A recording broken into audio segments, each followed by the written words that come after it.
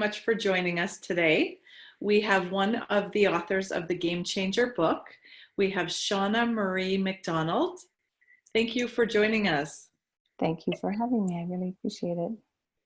So the authors of the books, we're doing some interviews so our readers can get to know you a little bit better.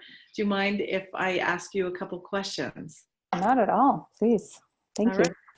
So first of all, share with us what you do and a little bit more about you.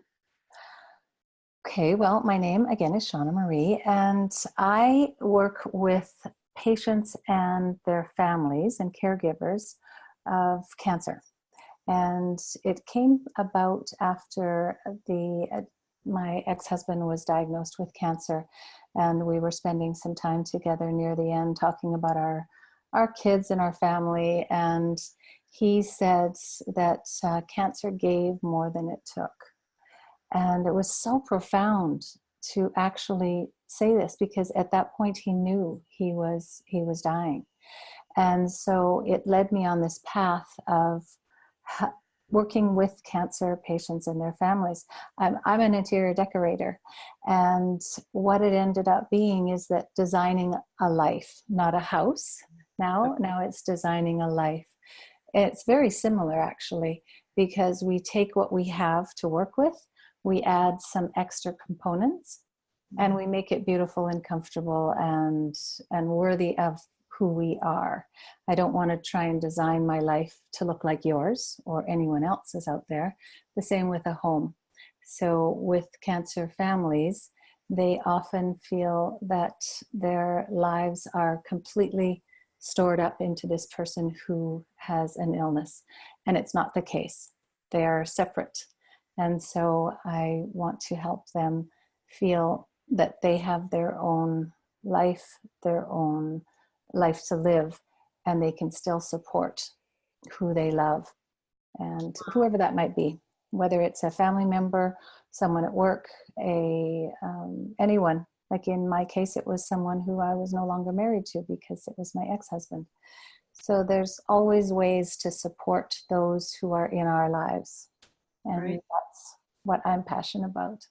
Wow, that's beautiful. And it's such a needed thing because, first of all, cancer is very common, which is sad, but so many families that are affected by cancer often, don't know the first thing to do, never mind how to come together and, get through it. So that's an amazing, I love what you're doing. Thank you. So why did you think it was important to be one of the authors in the Game Changer book? Well, similar to someone with cancer, there's something that changes in your life. It's a paradigm shift. And for some, it's getting cancer or their family member. For others, it's another big change in your life. And for me, that came when I was quite young. Actually, I was just had my second child, and my father came to visit, and he was acting so strange and not paying attention to this baby. The most important to me thing in my life that day was that my father meet my child. And he made several steps, and he took several steps and didn't meet her. And so he left my home, and I was so angry with him. I was like throwing my hat in the air and saying, you're crazy. There's something wrong with you. I was using every word. I was quite angry with him. And then what I didn't realize is he was coming to say goodbye. And he couldn't look at that baby and my older daughter. He just came and he just wanted to see me, see my eyes, and come say goodbye. Of course, we don't know that at the time. And Right. So then a few days later, he took his own life, or that's when they found him.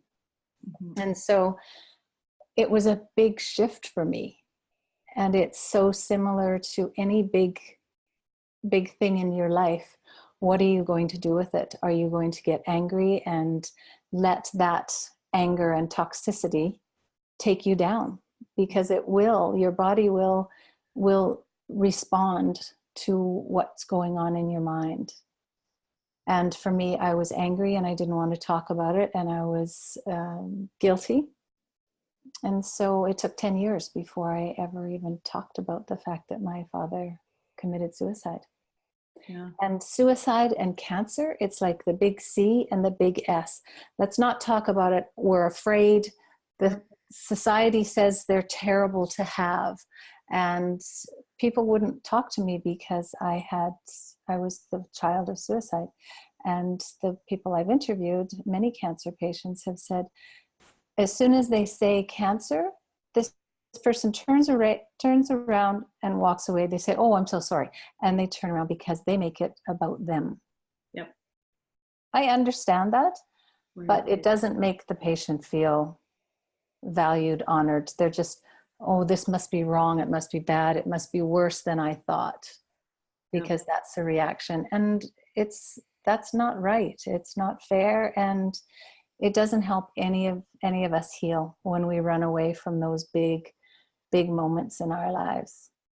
Yeah, it can be very awkward because you don't know what to say, but that's where we need that awareness out there so we can value these people that are going through this and support them instead of making them feel worse. Yes. And even when you say the wrong thing, if you can learn how to, whether it's the family member or the patient, to say, that really hurt me. Mm-hmm. I would suggest, if this comes up again, you can try saying this, just so that your voice can be heard. You don't get hurt or shut down and then let that ruin the rest of your day, week. Yeah. Absolutely. So share with us something that's either in your chapter and go a little deeper, or share with us something that's not in your chapter that we would love to know. Well, when when I was growing up, he had this way about him that he would just get close to being what I thought I wanted.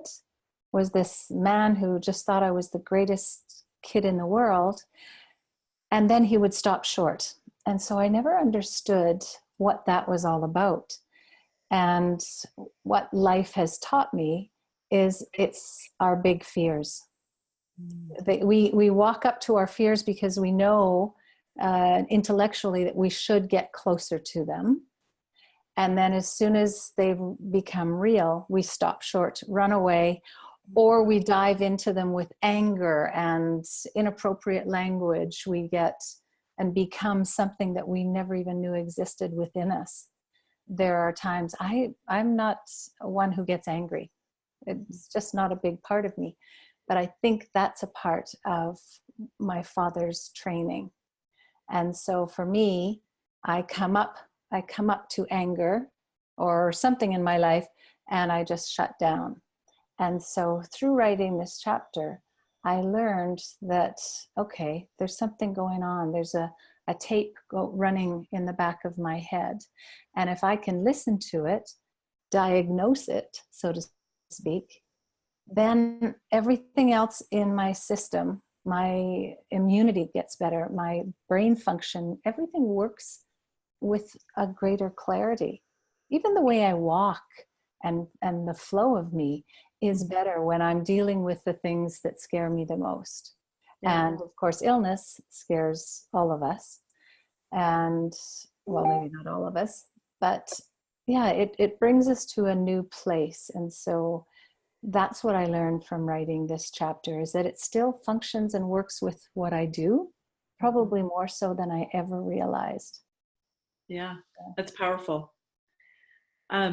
So what would you say your biggest takeaway of your biggest message is for your chapter?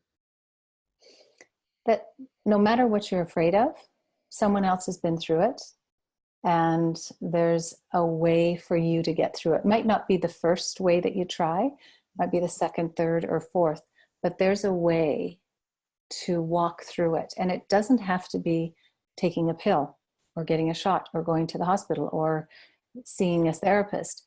It could be something as simple as what you've not thought of. Right. I mean, it sounds funny. It's as simple as what you've not thought of, but there's a way to get you through it, and it could be quite painless. For sure. Mm.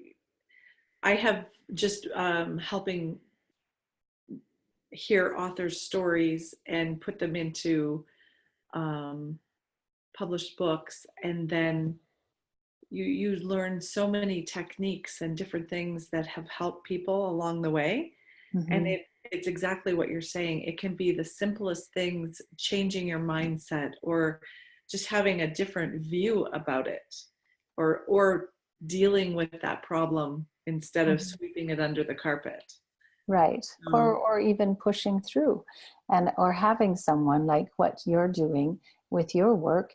You help people, you soften what feels like a blow that's too big, and then you just hold their hand and walk them through it with a gentle grace, and that's who you are. So finding that person that works with you and makes you feel, okay, I can do this. I need one word of positivity today, or I need you to smack me upside the head because that's what I need today. And it might be a little different depending what's going on. yeah, But that's what it means when you find that person that can hold your hand and take you through.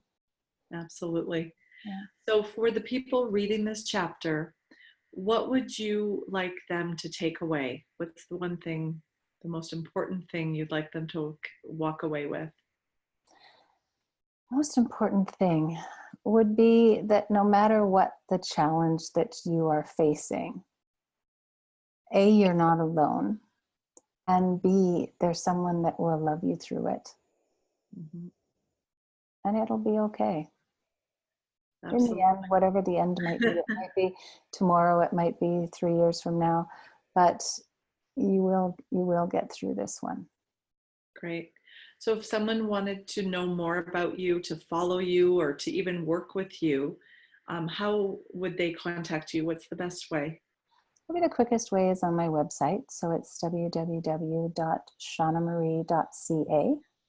And can you spell your name? Because I know it's spelled a little different. It is. It's Shaunamarie.ca. Perfect. All right. Well, thank you so much for taking your time today. And Thank you. congratulations on being one of the authors of The Game Changer. I cannot wait until this book comes out and touches many lives. It is such a pleasure, and it's so lovely to work with both of you. True professionals. Oh, thank you very much. All right.